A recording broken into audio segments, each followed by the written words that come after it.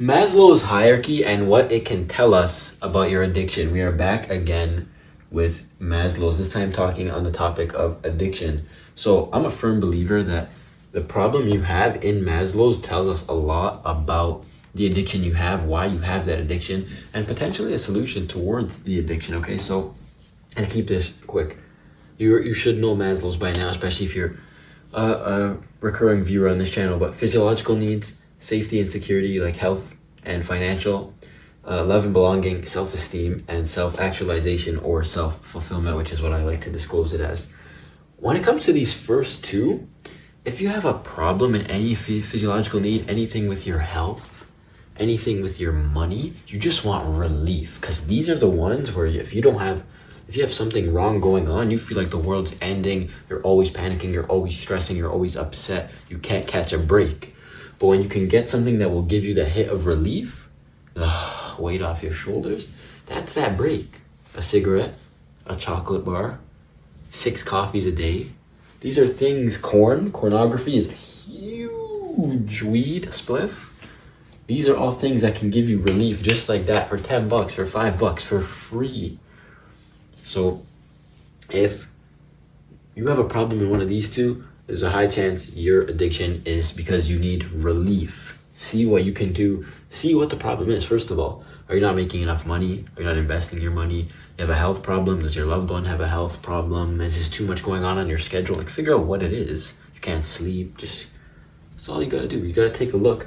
Why do you need to feel relief? And fill that hole in, right? Because if you just try to drop this without fixing this, you'll just pick up, if you drop junk food, for example, but you don't fix this, you'll just pick up pornography. You'll just pick up smoking. You'll just pick up drinking, whatever, okay?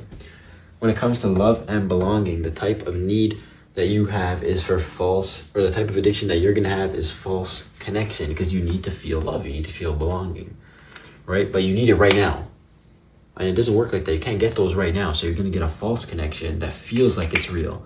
Like social media, you're getting attention, but you're not connecting, right? So you're gonna have a social media addiction probably.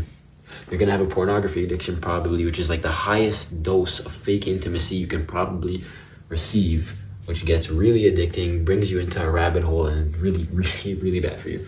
And you're purposely gonna hang with the wrong crowd. You're gonna probably partake in hookup culture, which I advise you try to stay away from that as best as possible. Stop giving out your soul for free and stop mistaking attention for connection. They are not the same thing, okay? If you have a self-esteem problem, you're gonna probably have a dopamine addiction, something that just makes you feel worthy, even if it's for 10 seconds. Risky behaviors, driving really fast, swerving in and out of lanes. Pornography, of course, is a huge, huge dopamine hit that's free and you can get it right this. And the dopamine hit might last 10 seconds, but you feel like you're on top of the world for those 10 seconds, and then you go to bed. So that's how people get looped in though, right? Video games, where you actually feel rewarded for the work that you're doing in the same day that you're doing it. When you go to work, you have to wait every 2 weeks for that paycheck. When you're building your own business, you might not boom for a year. On a video game, you play the game, you get the reward. You play the game, you get the reward. That's how people get hooked. Okay, when you need dopamine, video games, social media likes, people liking, reposting, commenting on your thing, leveling up in your video game, pornography, and all types of risky behaviors, right? Cheating on a partner, talking down on other people if it makes you feel better about yourself, driving really fast, these risky behaviors, very, very bad.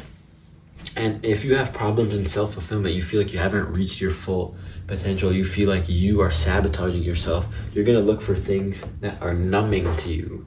Heavy drinking, heavy drugs, heavy smoking addiction.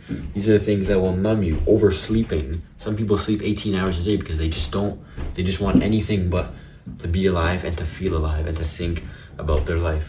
Take a look at Maslow's hierarchy, write down your life in comparison to that, and you will see where your problem is. It will give you an idea on your addiction. Therefore, you can find the gap in your life and kill the addiction. Take care. We'll see you.